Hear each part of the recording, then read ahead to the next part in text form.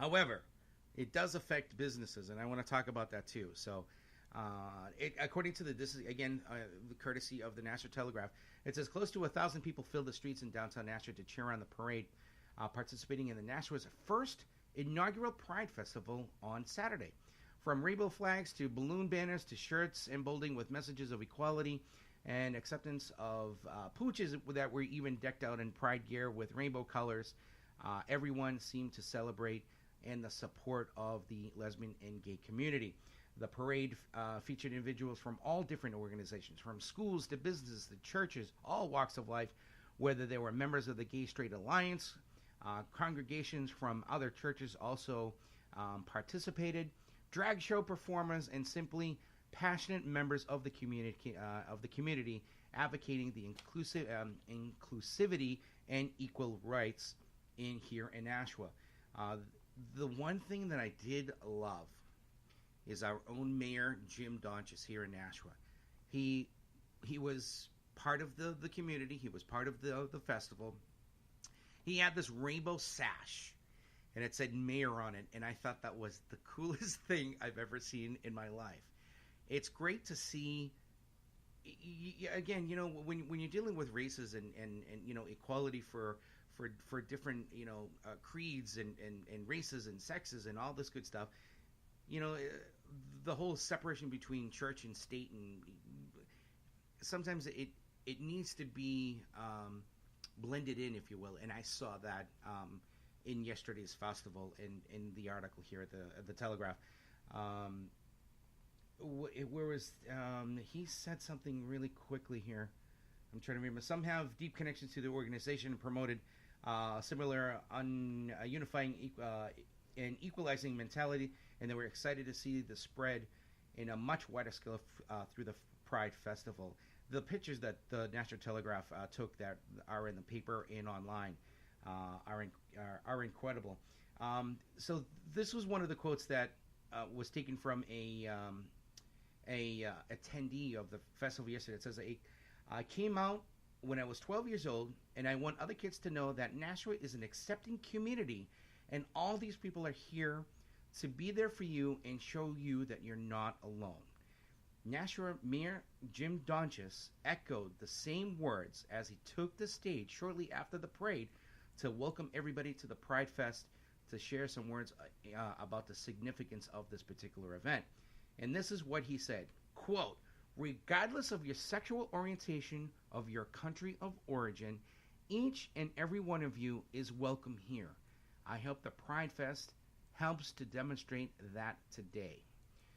Following the mayor's and other speakers' recognition of influential gay and lesbian supporters, push for the community and nationwide acceptance and quality were performances from Transposition Vocal Ensemble. There was all kinds of groups that performed, and it was something that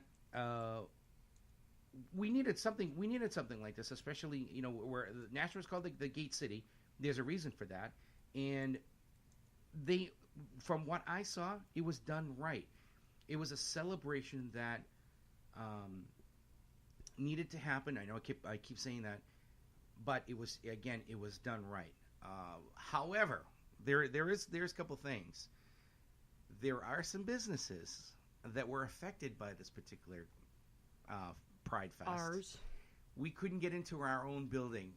We had multiple gigs yesterday, and we had to plan correctly for... AKA, we were here till 5 in the morning getting stuff. We were here 5 in the morning on... so it was, 5...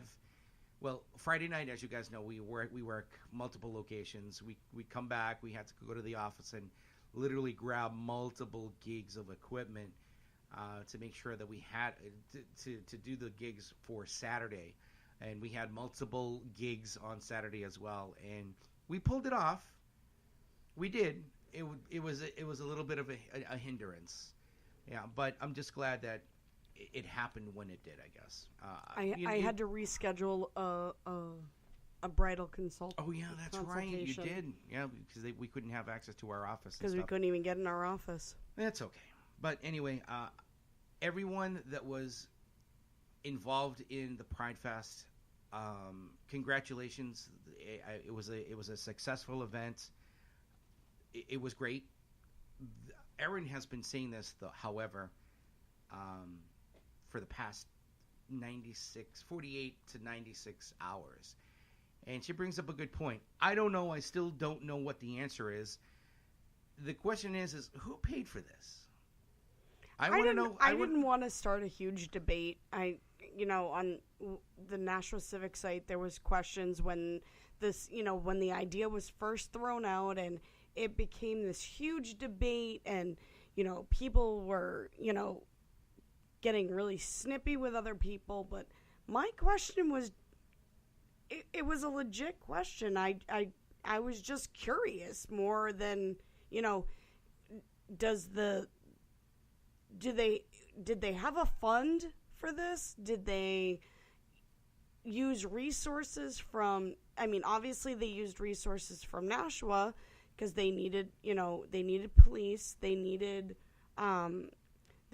trash cans that, which by the way there's like 30 of them now sitting on the other side of our parking lot that will need to be picked up by the trash collection company.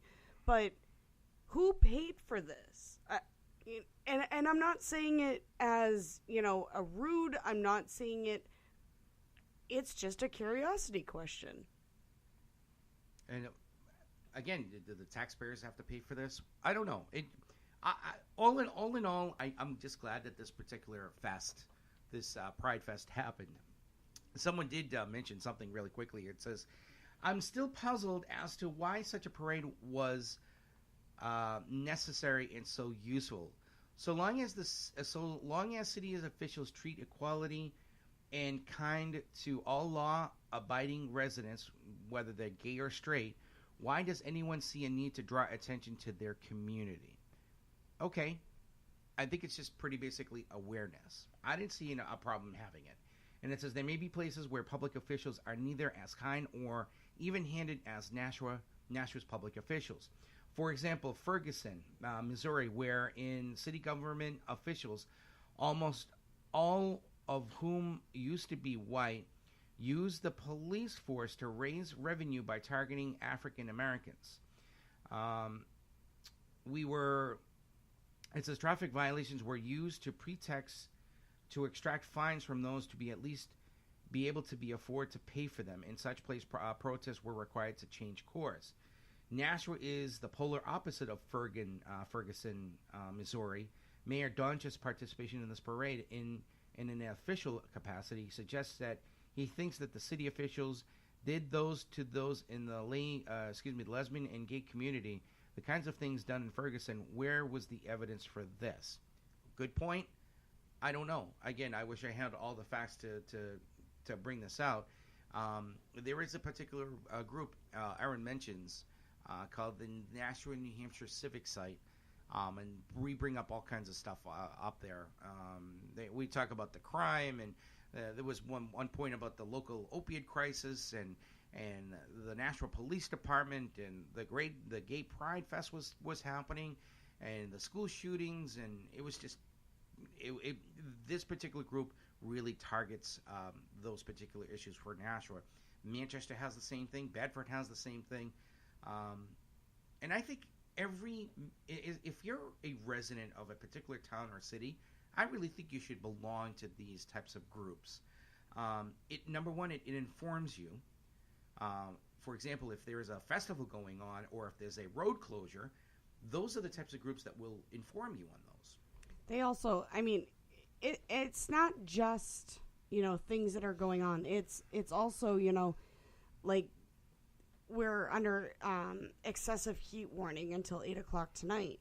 So they posted that there, letting people know, that the air quality, is not great. And hopefully people, some of the stuff is common sense, obviously. Quote unquote, exactly. Yeah, we are, and I'm still trying to figure that out. I wish we had Josh Judge or Chris or somebody from the weather, one of our weather professionals, one of the meteorologists, to talk about, are we in a heat wave? Now, my understanding when it comes to a heat wave, as long as the temperature is above 90 degrees for 3 consecutive days, we are considered under a heat wave. Now, as you mentioned, there is weather advisories about this excessive heat.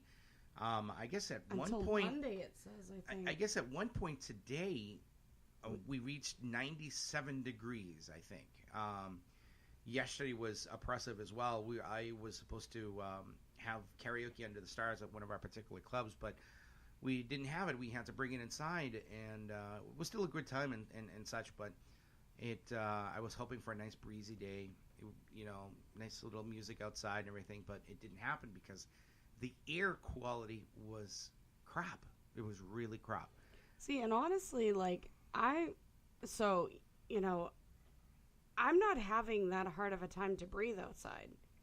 Like, it's hot, but I remember last year it being hot and it being super, super humid. And that's when a lot, like, people that have breathing problems, that's when they have, that's when they really have a hard time to breathe, is when it's super, super humid. And the air quality is really bad. But, like, I was just outside a little while ago, and yes, it's hot. Yes, it's fucking hot. As the fire department goes by our office. But breathing, I was okay. It wasn't until I hit inside the top of the elevator. Our office is located on the 3rd floor. Oh dear God! So once you go into the main building portion of it, it's nice and cool. But when you're going through the front, or should I say the door, foyer. The entrance door, if you will, either front or back, even the elevator portion of it is not air conditioned. It sucks. It really does suck until you hit the main portion of the building. You feel some relief and everything.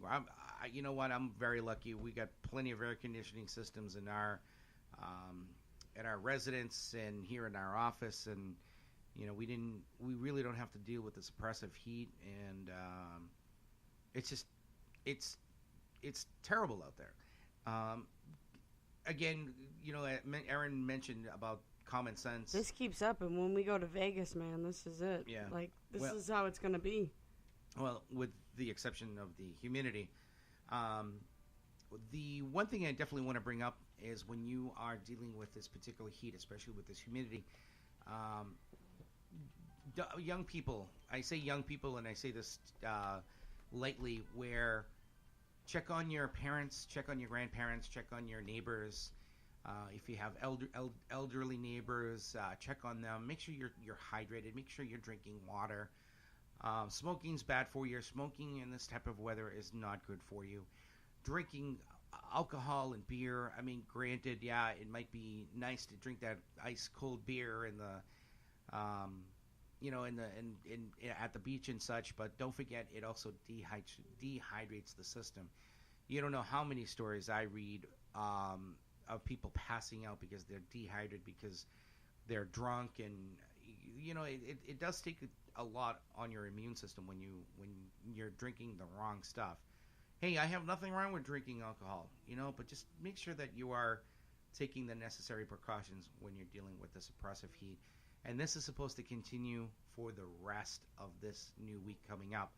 4th of July celebrations are, again, we're supposed to have the 90-degree weather like this, too, with that increase of humidity, too. If any of my meteorologist friends are out there, can give us a little recap of the weather and stuff like that, a little weather forecast, give us a call, 603-217-5400. I mean, yeah, granted, I mean, it seems, obvious out there but it's amazing, though, how many people forget to stay hydrated in this particular type of weather. And don't forget, don't leave babies, don't leave dogs in the car, okay, because I'm one of those people that, I will smash your fucking window. That's the same thing that I was going to say. I will smash your window as well. So I don't deal with that bullshit. yeah, neither do I don't care if it's a dog. I don't care if it's